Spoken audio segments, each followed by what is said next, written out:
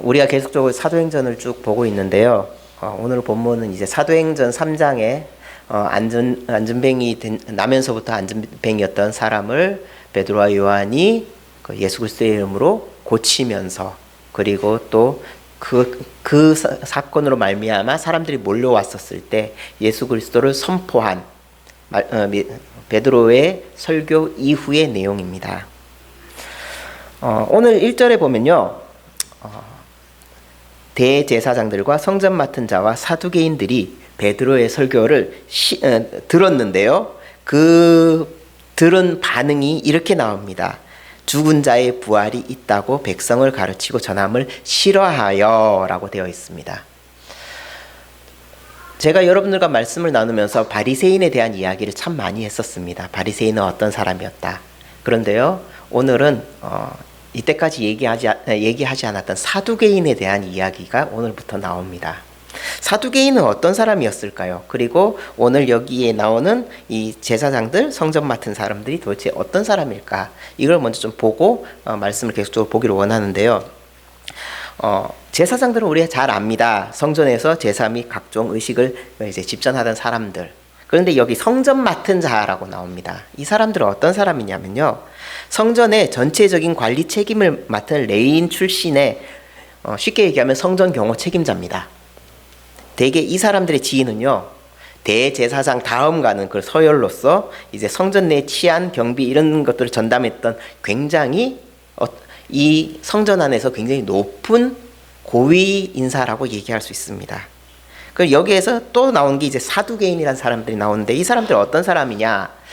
찾아보니까는 다윗과 솔로몬 시대 대제사장 사독의 이름에서 이제 유래되어서 그 사람 그 사두개인이라는 말이 나왔다고 지금 하고 있는데요. 이 사람들 어떤 사람들이었냐면 예수님을 처형하는데 주도적인 역할을 했었던 사람입니다. 신학적인 입장으로서는 이 사람들은 육체의 부활과 영의 존재를 믿지 않았습니다.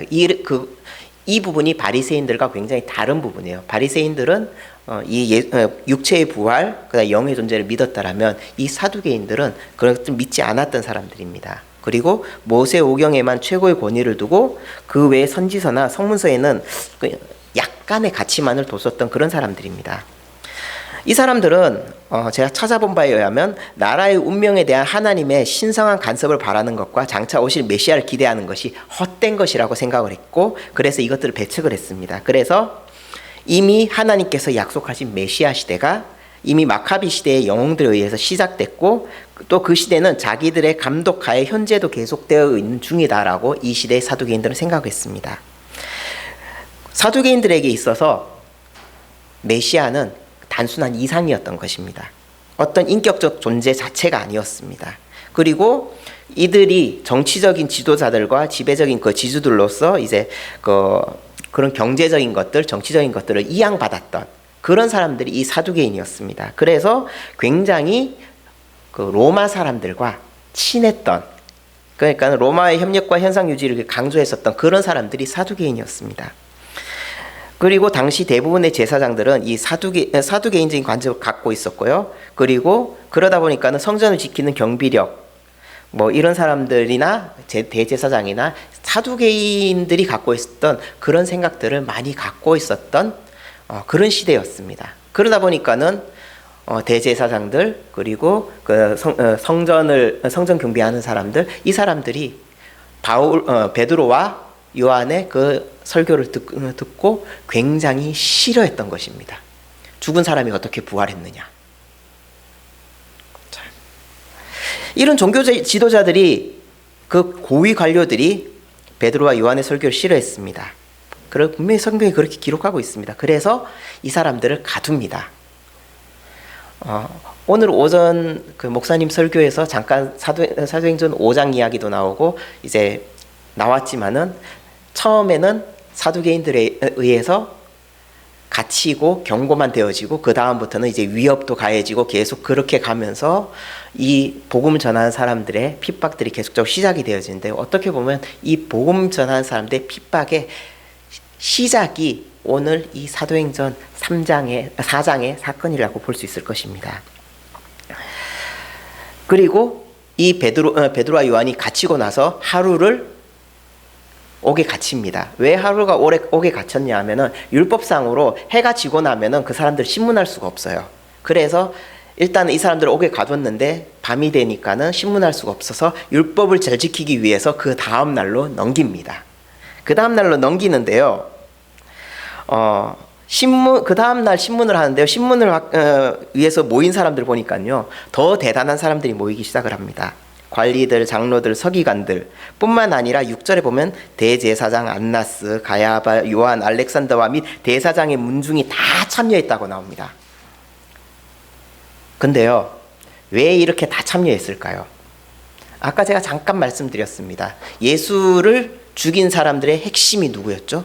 사두개인들이었습니다. 그래서 이 예수의 전함을 듣고 어떻게 보면 굉장히 이 사람들은 두려워했을 수 있습니다.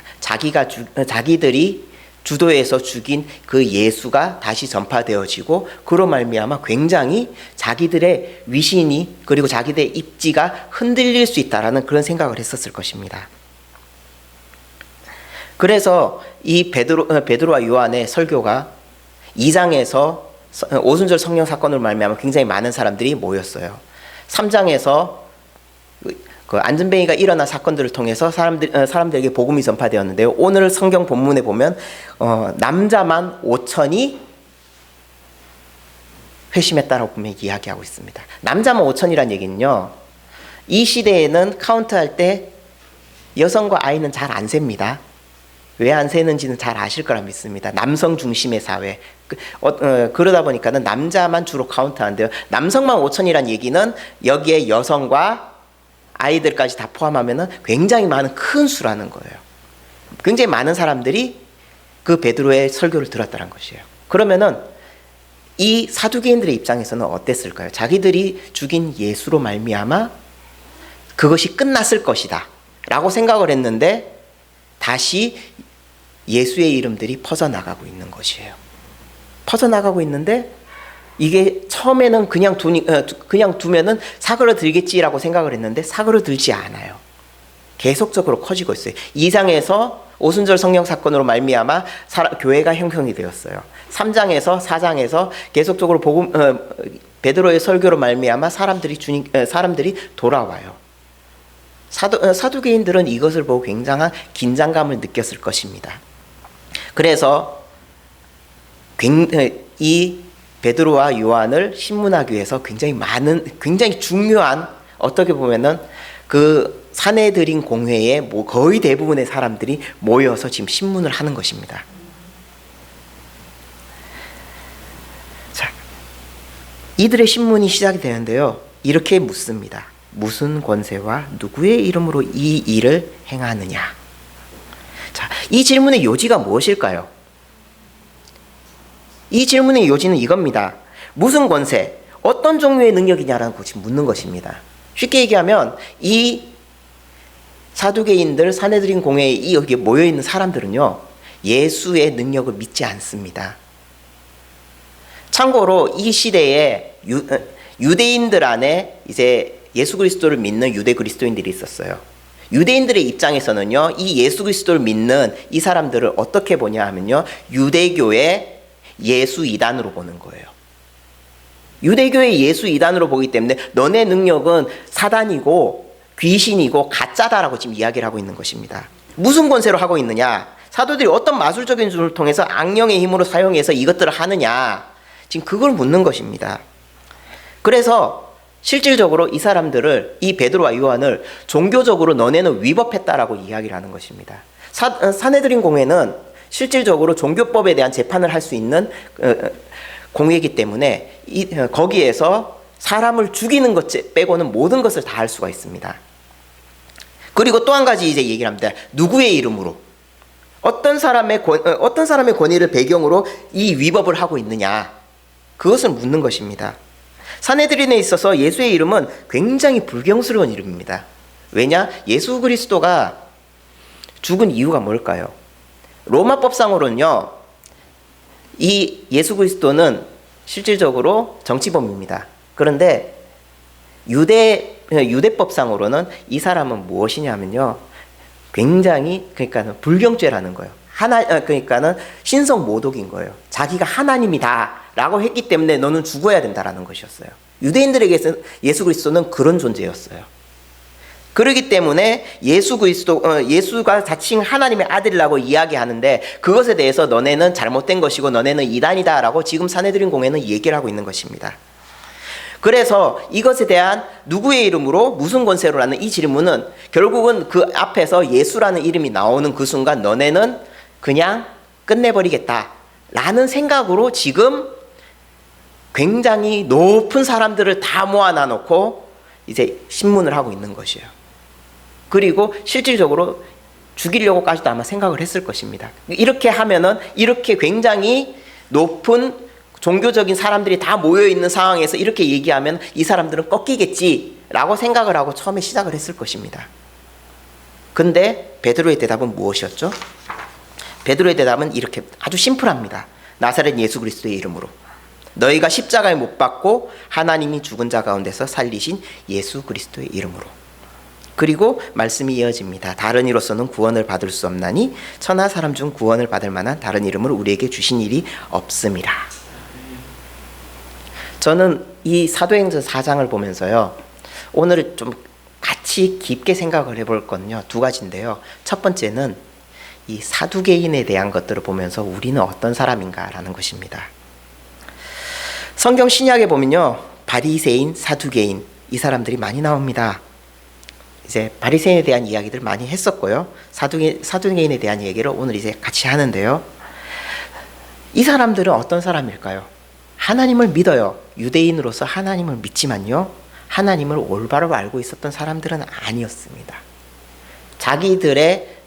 어떻게 보면 자기들의 정치적인 그리고 경제적인 그 기득권을 지키기 위해서 계속적으로 로마 사람들과 이야기를 하고, 그리고 더 이상의 메시아는 없다, 메시아는 이상적이다라고 생각을 하고 예수 그리스도에 대해서까지 배척을 한 그런 사람들이었습니다. 메시아의 기대도 없고 자신들의 현실에만 관심이 있었던 그 사람들, 제사장들과 성전 간원들의 중요 요직들을 차지하고 있으면서도요, 전혀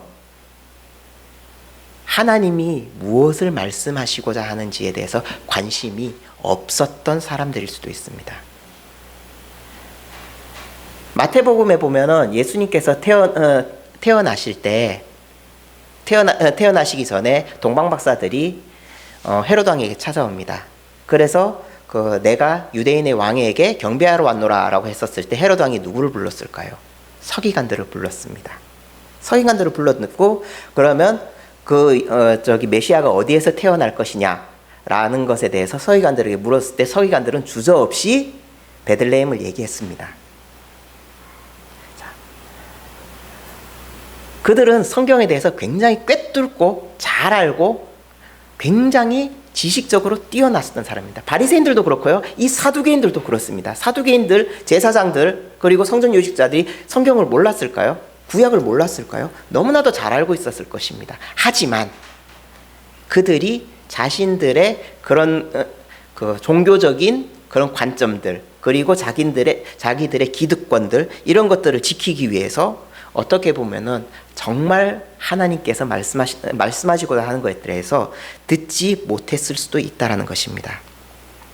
이들이 예수를 죽이는 일에 앞장을 섰고요, 그리고 다시 예수를 전하는 베드로와 요한에 대해서 불러서 이렇게 얘기를 합니다. 18절에 보면 이렇게 나옵니다. 그들을 불러 경고하여 도무지 예수의 이름으로 말하지도 말고 가르치지도 말라. 이제 이렇게 협박을 합니다. 4장에 이렇게 협박을 하죠. 오늘 오전 목사님 설교 말씀에 5장에도 동일한 말씀이 나옵니다. 비슷한 말씀이 나옵니다. 복음을 전하지 말아라. 그러면서 이제는 목숨의 위협까지도 가게 됩니다. 역사적으로는 이들은 결국 회당에서 축출됩니다. 회당에서 축출이 되어지고 자기들끼리 예배를 드리게 됩니다. 이들은요, 하나님을 두려워하는 것이 아니고요, 그들의 권력을 유지하는 것에 그들의 직분을 사용했던 것입니다. 이런 사두개인들을 보면서요, 이런 제사장들을 보면서, 이런 정말 종교 지도자들을 보면서 우리는 어떤 생각을 할까요? 우리는 안 그렇겠지. 우리는 안 그러겠지. 우리는 저 사람들이랑 달라. 성경에 있는 바리새인들과 달라. 우리는 사두개인들과 달라. 그렇게 이야기할 수 있을까요? 물론 다르게 살려고 노력합니다. 하지만 세상을 살아가면서 보면요, 그렇지 않은 경우들을 굉장히 많이 봅니다. 많은 사람들이 자신의 유익을 위해서 하나님을 저버리는 것들을 많이 봅니다. 그리고 교회를 다니고 예수를 믿는다고 하면서도요, 믿음이 아닌 자신들의 잘못된 종교적 신념, 그리고 자신들의 기득권에 잡혀있는 사람들을 봅니다. 혹시 우리가 이런 모습은 아닌가 한번 생각을 해볼 필요성이 있습니다. 사두개인들처럼 내가 정말 예수 잘 믿는 그런 형태의 모습처럼 보이는데 실질적으로는 예수가 아닌 나의 유익을 위해서, 나의 뭔가를 위해서 예수를 이용하는 것은 아닌가 한번 생각을 해볼 필요성이 있을 것입니다. 이 사두개인들은 철저한 정치적, 물리적 실리주의자들입니다. 이들의 관심은 그들이 당면하고 있었던 현실뿐입니다. 현 시대도 똑같습니다. 다를 바 없습니다. 우리가 한순간 잘못 생각하면요, 똑같이 될 수 있습니다. 여전히 한국 교회 안에는요, 예수를 이용하는 종교 장사꾼들이 많고요, 높은 곳에서 사람들이 자기 지위를 지키기 위해서 교회를 출석하는 사람들이 많습니다. 아니, 돈 벌기 위해서 교회 출석하는 사람들도 있습니다. 헌금 많이 해서 교회의 중요 요직에 차지하려고 하는 그런 사람들도 봤습니다. 그런데요, 그렇게 헌금 많이 해서 교회 요직에 정말 중요한 자리, 장로님들, 권사님들 그런 자리에 앉았는데 중요한 건요, 그런 사람들이 정말 제대로 예수 그리스도를 믿으면 감사하지만요, 대부분 그렇게 돈으로 직분을 사는 사람들은 교회 안에서 분란을 만드는 경우들이 굉장히 많습니다. 안타까운 일입니다. 저는 우리 자신에게 한번 물어보길 원합니다. 우리는 어떤 사람인가? 사두개인 같은 사람은 아닌가? 예수를 믿는다고 하지만 내가 예수를 팔아서 뭔가 나의 유익을 취하려고 하는 것은 아닌가? 한번 생각해 볼 필요성이 있습니다. 두 번째로 생각해 볼 것은요, 이것입니다. 오늘 설교 제목인데요, 무슨 권세와 누구의 이름. 하나님께서 우리를 통해서 많은 일들을 이루십니다. 선한 일들을 행하시기도 하시고요, 복음을 전하기도 하시고, 때로는 놀라운 일들을 하기도 하십니다. 일반 사람들이 생각지도 못하는 일들이 일어나기도 합니다. 살아가면서 많은 일들이 일어나고 그 주님께서 나를 통해 행하시는 그런 일들이 굉장히 많습니다. 그래서 우리는 이렇게 많이 고백합니다. 하나님의 은혜입니다. 근데요, 이렇게 고백하는 경우도 있지만요, 가끔씩은 이렇습니다. 내가 잘해서 그렇지 뭐. 내가 똑똑해서 그렇지 뭐. 내가 돈을 잘 굴려서 돈을 많이 벌었지. 아니, 내가 뭔가 열심히 했기 때문에 내가 이걸 이룬 거야. 그런데요, 항상 우리는 우리 삶 가운데서 이 질문을 해보아야 합니다. 무슨 권세와 누구의 이름으로 이 일을 행하느냐? 대제사장들과 산헤드린 공회의 사람들, 그리고 사두개인들이 베드로와 요한에게 물었었을 때 그 질문은요, 세상 사람들이 또 하나님이 우리에게 묻는 질문일 수도 있습니다. 누가 묻든지 간에 이 질문에 대한 대답은요, 어떤 것이 되어야 되냐면 하나님의 능력으로 예수 그리스도의 권세로 이것들을 합니다라는 그 고백이 있어야 할 것입니다. 주님의 일을 한다고 하는데 누구의 이름으로 누구의 권세로 이 일을 행하느냐? 그게 내 힘으로, 내 생각으로, 내가 잘나서 하는 것이 아니라는 것이에요. 10절에 보면 이렇게 나옵니다. 너희와 모든 이스라엘 백성들은 알라. 너희가 십자가에 못 박고 하나님이 죽은 자 가운데서 살리신 나사렛 예수 그리스도의 이름으로 이 사람이 건강하게 되어 너희 앞에 섰느니라. 여러분들의 신앙의 고백은 무엇입니까? 여러분들의 간증의 고백은 무엇입니까? 여러분들이 이루어 놓은 것의 고백은 무엇입니까? 금년에는 수능이 12월로 넘어가서 아마 12월 이후에나 1월 달에나 이런 얘기들이 많이 나올 겁니다. 수능 올백 맞은 사람들이 항상 하는 얘기들이 있죠. 학교 수업과 참고서만으로 공부했더니 올백 맞았어요. 자기 능력으로 한 거죠. 틀린 말은 아니죠. 그 사람들이 신앙인인지 아닌지는 몰라요. 하지만 그것도 하나님의 은혜여야지만 가능할 거라는 저는 믿습니다. 주님께서 나를 통해서 우리를 통해서 행하시는 모든 일들을 보면요, 전부 다 예수 그리스도의 이름으로 행해지는 것입니다. 그리고 하나님께서 허락하신 능력으로 그 일을 우리는 감당하는 것입니다. 우리가 어떤 일을 하든지 이 고백이 있어야 합니다. 교회 일만 그럴까요? 그렇지 않습니다. 우리는 가끔씩 이런 생각들을 할 때가 있습니다. 교회 일은 교회 일이고 세상 일은 세상 일이다. 세상에서 나가서 내가 하는 거는 어떻게 보면은 하나님과 상관없는 일일 거야 라는 생각이 있을 수 있습니다. 그렇지 않습니다. 우리는 어디서나 무엇을 하든지 죽게 하듯 해야 하는 것입니다. 우리가 삶 가운데 예배가 되어야 되는 것이에요. 우리가 직장 생활을 하면서 하나님을 찬양해야 되는 것이고, 내가 집안일을 하면서 하나님을 예배하는 것이고요. 그리고 내가 정말 사람들과 즐겁게 대화하는 가운데서도 하나님과 교제해야 할 수 있어야 되는 것이에요. 우리의 삶이 예배가 되어야 되는 것이에요. 이 자리만 예배가 아니고요. 이 자리를 떠나서 예배 후 예배자로서 우리는 살아야 하는 것이에요. 그렇기 때문에 우리는 모든 일 가운데서 무엇이 되어야 되냐 하면 하나님의 권세로 예수 그리스도의 능력으로 모든 것을 감당해야 하는 것이에요. 그렇기 때문에 우리는 뭘 해야 되냐? 항상 우리 모든 일 가운데서 하나님께서 이루어 주십시오라는 그 기도와 간구가 있어야 되는 것이에요. 8절에 보면요, 오늘 베드로와 요한에게 하는 신문의 대답의 제일 첫 이야기가 나옵니다. 무엇이냐면, 이에 베드로가 성령이 충만하여 이르되, 이 성령이 충만하여 이르되라는 이 이야기는요, 무엇이냐 하면 항상 우리가 무엇을 하든 정말 하나님의 능력으로 예수 그리스도의 이름으로 그렇게 할 때 무엇이 필요하냐? 우리 안에 성령 충만이 필요하다는 것이에요. 성령이 충만하지 않으면요, 절대 우리가 하나님의 능력을 활용할 수가 없게 돼요. 그러면 성령 충만이라는 게 뭘까요? 제가 늘 말씀드리지만 성령 충만이란 우린 감정의 충만이 아니에요. 무엇이냐? 우리의 모든 삶을 하나님께서, 성령님께서 주관하게 하시는 삶. 그것이 성령 충만이라는 것이에요.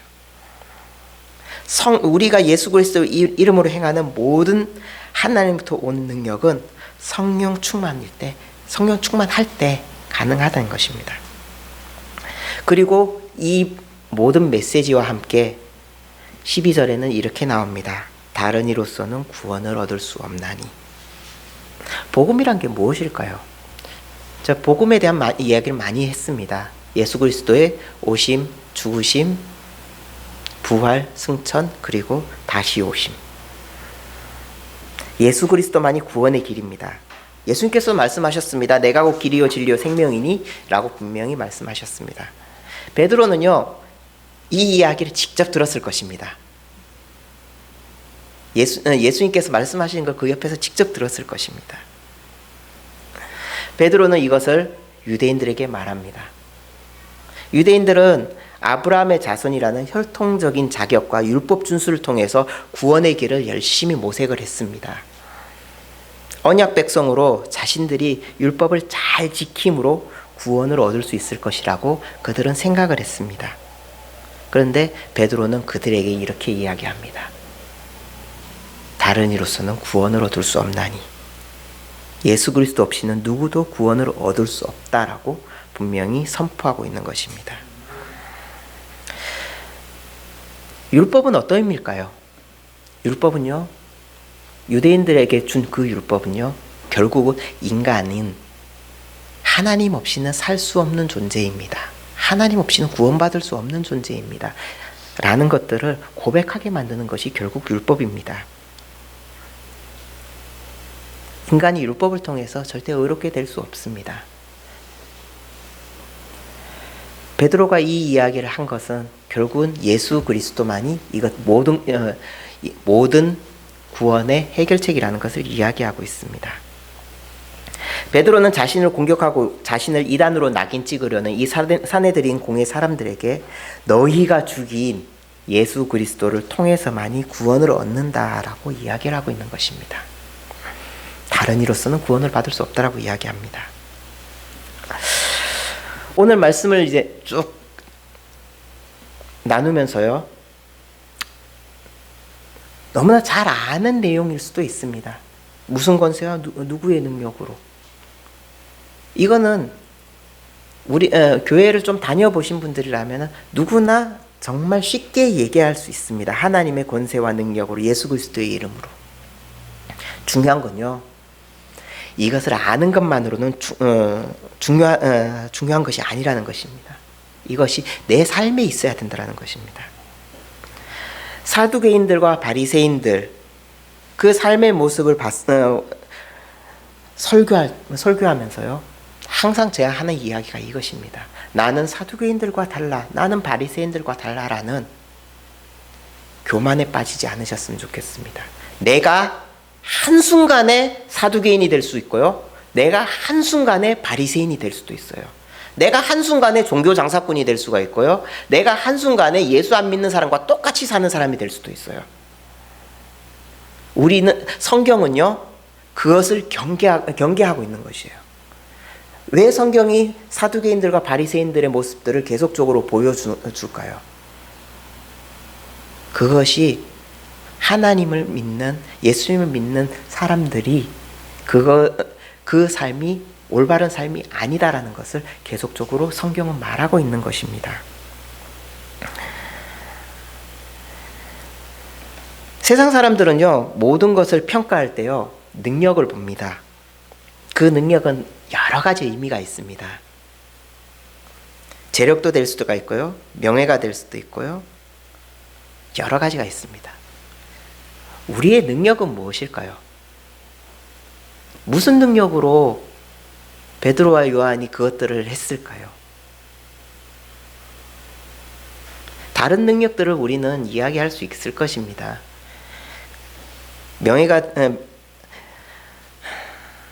그런데요, 우리의 능력은요, 단 하나밖에 없어요. 여기에 삼성 회장님보다 돈 더 많으신 분도 없으실 거고요, 서울대 교수님보다 더 똑똑하신 분도 없으실 것입니다. 내 지식을 자랑하면 얼마나 자랑을 할 것이며, 내 재력을 자랑하면 얼마나 자랑할 것입니까? 우리가 내세울 수 있는 능력은요, 이거밖에 없어요. 예수 그리스도. 그것과 함께 우리가 기억해야 될 건요, 기독교는요, 인간이 하나님을 향해 나아가는 종교가 아니라 하나님께서 인간에게 다가온 종교라는 것입니다. 우리로서는요, 어떻게든 하나님께 나아갈 수가 없어요. 어떤 것으로도 하나님께 나아갈 수가 없어요. 우리가 뭔가를 하나 하는 것도요, 하나님께서 허락하셔야지만 할 수 있는 것이에요. 베드로와 요한이 안전뱅이를 일으킨 사건, 성령의 능력으로 하나님께서 하셨기 때문에 가능했던 것입니다. 우리가 이곳에서 생각해야 될 것은 그것입니다. 우리의 힘으로 뭔가를 하려고 하지 맙시다. 하나님께서 하실 것입니다. 하나님의 권세와 예수 그리스도의 이름으로 분명히 하나님께서 우리의 모든 삶 이루어 가실 것이라 믿습니다. 그 믿음으로 살아가는 여러분들이 되시기를 예수님의 이름으로 축원합니다. 우리 함께 찬양할 텐데요. 나의 만족과 유익을 위해라는 찬양입니다. 내 안에 가장 귀한 것이 무엇일까요? 우리 안에 가장 귀한 것이 무엇일까요?